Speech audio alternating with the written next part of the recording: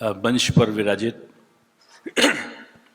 क्योंकि काव्य सम्मेलन है इसलिए राजनेता का नाम मैं बाद में ले रहा हूं और कवि श्रेष्ठ का नाम मैं पहले ले रहा हूं।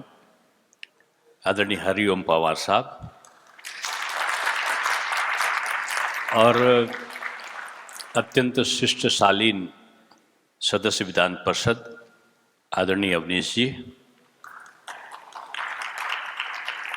मैं क्रम ढूंढ रहा था, क्रम में तो काव्य सम्मेलन में उल्टा होता है, जिसको सब आखिर में सुनने के लिए थोड़े से लोग बढ़ जाएं तो आप समझिए वो श्रेष्ठ कवि है, क्योंकि शाम से रात को 4 बजे उसका नंबर आता है अगर रात को कवि सम्मेलन होता है। लेकिन यहाँ पहले बुलवाया गया श्रेष्ठ कवियों को, आदरणीय अनामिका जैन अम्बर जी और आदरणीय सौरभ जी, सौरभ जैन जी। आप दोनों कवि हैं और अगर कवि दोनों हों तो घर की क्या स्थिति होगी। लेकिन दोनों वीरभूमि के हैं। बुंदेलों के मुख हमने सुनी कहानी थी, खूब लड़ी मर्दानी वो तो झांसी वाली रानी थी। लेकिन ललितपुर बुंदेलखंड से आप लोग नहीं, साथ बहुत सारे लोग जानते होंगे, अभी मुझे पता चला ललितपुर से बुंदेलखंड की धरती से अनामिका जी हैं और जो प्रथम स्वतंत्र क्रांति हुई थी मेरठ की, तो वहां से सौरभ जैन जी हैं। तो दोनों क्रांति के उद्बोधक हैं। 1857 से संबंध है दोनों का। ये झांसी की रानी का भी वहीं से हुआ था और यहाँ मंगल पांडे का हुआ था। आदरणीय सौरभ जी, आदरणीय अनामिका जी, और लोग काम से महान होते हैं, लेकिन कुछ लोग ऐसे हैं जो अपनी कविता के कारण महान हो जाते हैं। ऐसे हमारे लखनऊ के शान हैं मुकुल महान और डायरेक्टर साहब, सहायक निदेशक जी गिरीश जी हमारे संस्कार भारती के नियोजक हैं। बहुत सारे लोग हैं, सभी यहाँ पर महान हैं। जो मंच पर बैठे हैं, जो मंच पर नहीं बैठे हैं, नीचे बैठे हैं, वो अति महान है। और ये काव्य सम्मेलन चला है, काव्य सम्मेलन के एक एक वाक्य, आप समझ लो, आप लोग कितने दिन सोशल मीडिया पे चलोगे आपको पता ही नहीं है। ये इतना लोकप्रिय हुआ है ये उत्तर प्रदेश का। मैं संस्कृत विभाग को मेरा रग-रग साधुवाद दे रहा है। और जयवीर जी मिलते, जयवीर सिंह जी मेरे छोटे भाई की तरह हैं। मैं उनको पर्यटन मंत्री के नाते कहता कि आपके कार्यकाल का सबसे अच्छा कार्यक्रम है। और मुकेश मिश्राम मेरे एक पसंदीदा अधिकारी रहे हैं और मुकेश मिश्राम साहब नया करने की उनके में हमेशा सोच रहती है। तो मैं इस जोड़ी को कहूंगा कि आपने बहुत अच्छा काम किया। मैंने जब उप मुख्यमंत्री था तो उप मुख्यमंत्री के समय मैंने आदरणीय मुख्यमंत्री जी से आग्रह किया था कि एक ऐसा कवियों का महाकुंभ कराइए। लेकिन मेरी कॉन्सेप्ट दूसरा था, हम कहा कवि खूब सारे बुलवाइए और 1,50,000 लोग इकट्ठा हो। वो मन की कल्पनाएं थी, वो कल्पनाएं आज पूरी हुई। तो मैं बधाई दूंगा। बहुत सारा कवियों का सानिध्य प्राप्त करने का सौभाग्य मुझे मिला है। और आदरणीय अटल जी के तो 5 चुनाव का मैं संचालन समिति का सदस्य था।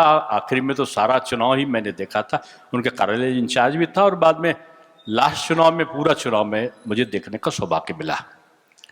मैं एक घटना बता रहा हूं।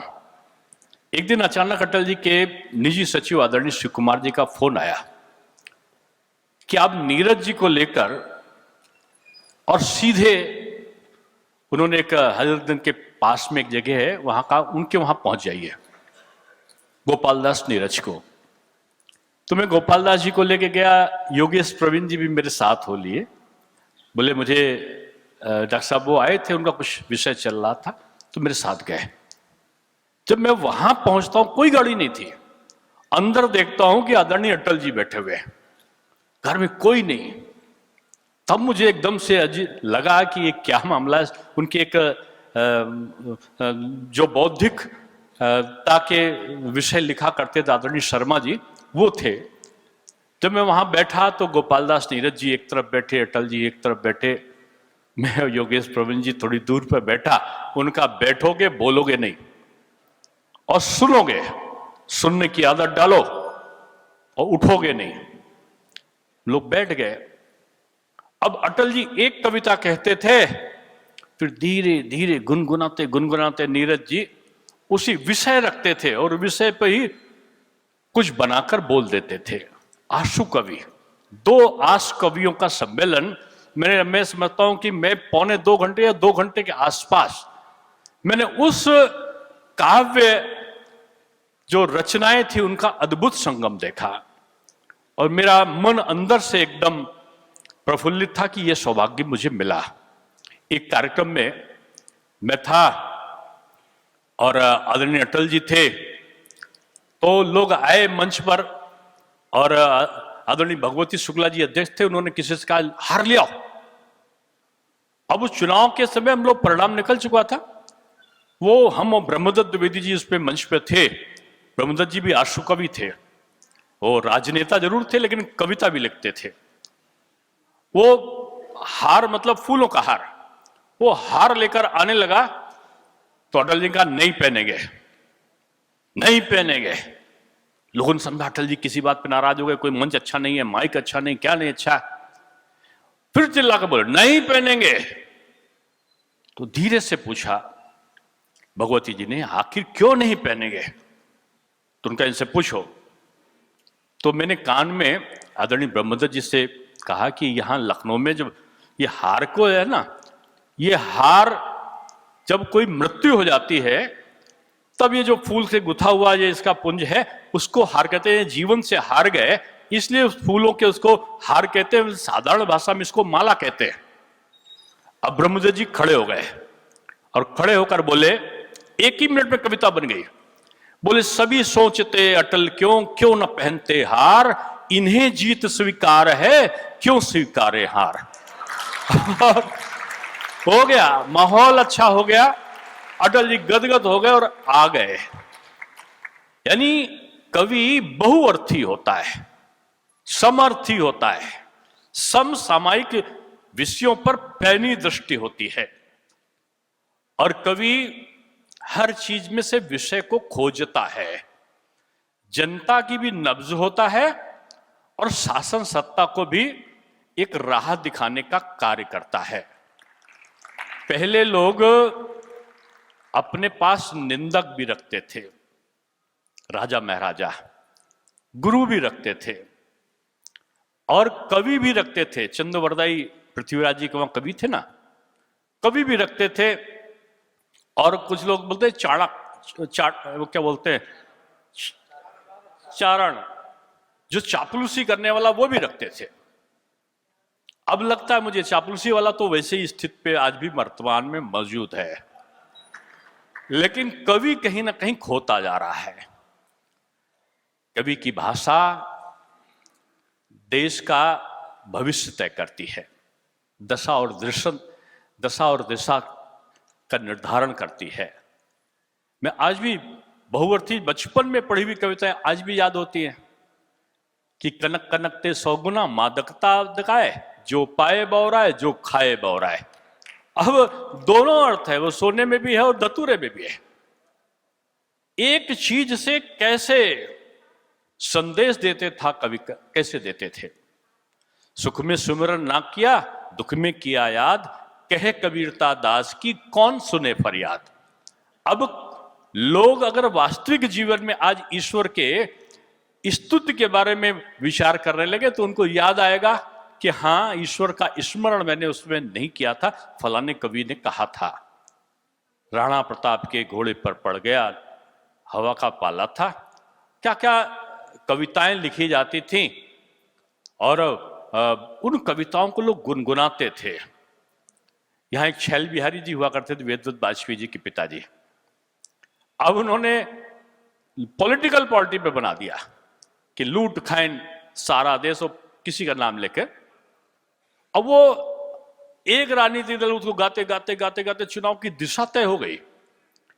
कभी चंद्रवरदाई ऐसा भी होता है जो मोहम्मद गोरी के शब्दों के बाण के लिए पृथ्वीराज को उद्वेलित करता हुआ कहता है, 4 बांस 24 गज अंगुल अष्ट प्रमाण, ता ऊपर सुल्तान है मत चूको चौहान। और चौहान शब्द बेदी बाण लगा देते हैं। मैं जो कहना चाह रहा था कि वो शब्दों का प्रवाह खोता जा रहा है। उन शब्दों का तारतम्य कभी कभी लगता है कि कुछ निम्न कोटि के शब्दों ने उसका मनोरंजन के नाम पर उनका स्थान लेना शुरू कर दिया है। ये खतरा है कवियों के सामने। उसे आपको अपने स्तर से किस प्रकार से उसका सामना करना है, ये आपकी जिम्मेदारी है। कविता, मैंने पहले कहा कि ये दिशा दर्शन करती है, इसलिए उनके एक एक शब्दों का जो प्रवाह है वो चुनकर होना चाहिए। कई शब्द निकले, हास्य है तो फूहड़ हास्य नहीं होना चाहिए। हास्य में तो जरा सी चीजों में ही आप बहुअर्थी हास्य होने लगे। दूरदर्शन ने हमें बहुत कुछ दिया है, लेकिन इस दूरदर्शन ने हमारा बहुत कुछ लिया भी है। आज हम लोग पार्क में बैठते हैं, माता पिता बच्चे बहू, अगर बैठे हुए पार्क में कोई भोजन कर रहे हैं, आपस में हंस रहे हैं और हंसते हंसते पता चला कि 4 लोग उनको देखेंगे, कहें कैसे बेवकूफ लोग बैठे हैं। पहले यही हमारा आनंद और समन्वय का भाव होता था, आज कहेंगे कैसे लोग बैठे हैं। क्यों? ना ये एसएमएस कर रहे हैं, ना ये फोन कर रहे हैं, ना ये रील बना रहे हैं, ना ये व्हाट्सएप खेल रहे हैं। कौन लोग ये कौन से देश के पंछी हैं? इस व्हाट्सएप ने हमारी व्यक्तिगत जिंदगी को आनंद की अनुभूति से वंचित करना शुरू कर दिया है। इसके अधिक प्रयोगों ने, मैं हास्य में एक वास्तविक घटना को कभी कभी बता देता हूं। कवियों की दृष्टि गई कि नहीं गई? लोग भगवान शनि की दृष्टि को तो बोलते हैं कि चाहिए तो बेड़ा गर्क, लेकिन कवि की दृष्टि गई तो मैं समझता हूं कि बेड़ा ठीक हो जाता है, जाना चाहिए। मैं एक मित्र के वहां गया, उनका बेटा, मैं महापौर से, लखनऊ का 11 साल महापौर रहा, और महापौर बनने के बाद मैं डिप्टी सीएम हो गया। तो उन्होंने, उनका बेटा फेल हो जा रहा था, उन्होंने मुझसे कहा कि डॉक्टर साहब आके बच्चे को बता दो कि वो ठीक हो जाए। तो मैं गया, तो जीन्स पहने हुआ बेचारा बच्चा, नई कपड़े पहने हुआ था। वो आए, मेरे साथ में मेरा पीए था, टाई लगाए हुए था, मैं कुर्ता पैजामा पहने था, तो मैं सूट पहन के आया, वो सफारी। और मेरे साथ अंग्रेजी के प्रोफेसर थे बीएचयू के, वो भी कुर्ता पैजामा पहने थे, टीका लगाए थे, हम लोग पूजा से गए थे। बेटा आओ अंकल आए, उसने मेरी तरफ नहीं देखा, उनकी तरफ नहीं देखा, और पता चला पीए को देखकर बोला गुड मॉर्निंग अंकल। तो उन्होंने कहा ये बेटा ये भी अंकल हैं, मेरी तरफ। बोला ये अंकल नहीं पंडित जी हैं, टीका लगाओगे तो पंडित जी हो गए, वो पहन लिया तो पंडित जी हो गए। मैंने कहा, मित्र को बोला मैं, बात तो सही है इसकी, आज सालगिरह है ये, लेकिन ये रो रहा है। तब तक उनकी पत्नी भी रोती हुई आई। मैंने कहा कि रो क्यों रहे हैं? तो उनकी पत्नी बोलती है, भाई साहब अपने मित्र को समझाओ, ये जरा जरा सी चीजों पर बच्चों की इच्छा को पूरी नहीं करते। मैंने कहा हुआ क्या? बोले वो जीन्स की जिद कर रहा था, ये लाई नहीं उसके लिए। मैंने कहा वो तो नहीं पहने, बड़ी कीमती पहने। बोले ये वो सी नहीं चाहिए थी, वो सी चाहिए थी, वो सी। मैंने कहा फटी वाली? बोले हाँ। तब मुझे याद आया, मैं बचपन में जुबली कॉलेज साइकिल से पढ़ने जाता था, मेरी पैंट साइकिल के चेन में फंस गई, वो फट गई। मैं घर लौटा, बोला अम्मा मेरी पैंट फट गई है। पिताजी से बोली देखो जी इसकी पैंट नहीं लानी है। पिताजी बोले नहीं बहू साहब, मेरी माँ को बहू साहब बोलते थे, बहू साहब इसको सीम लो, सिल लो। मेरी माँ रोने लगी और बोली कि आज वो जमाना आ गया कि मेरा बेटा फटी पैंट पहनेगा। तब मुझे याद आया कि मेरी माँ फटी पैंट के कारण रो रही थी, आज ये माँ है फटी पैंट नहीं है इसलिए रो रही है। इस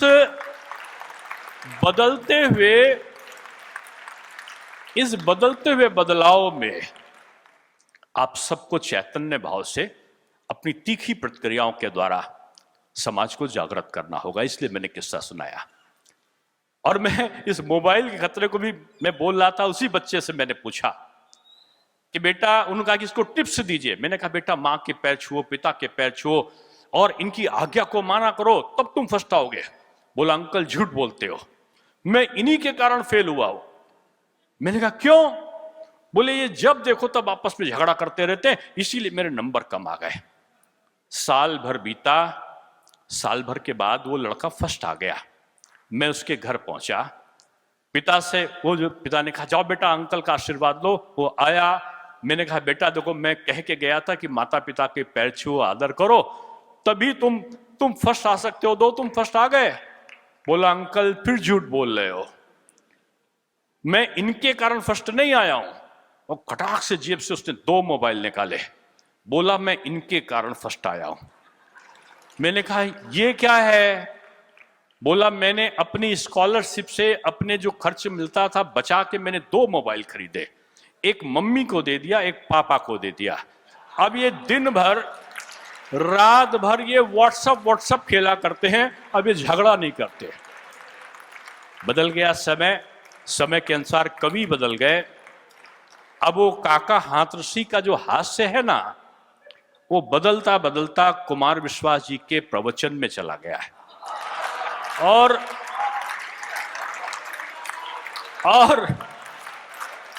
गोपाल दास नीरज का काव्य बदलता बदलता अभी आशीष अनल ऐसे लोगों में, नौजवानों में प्रवाहित है।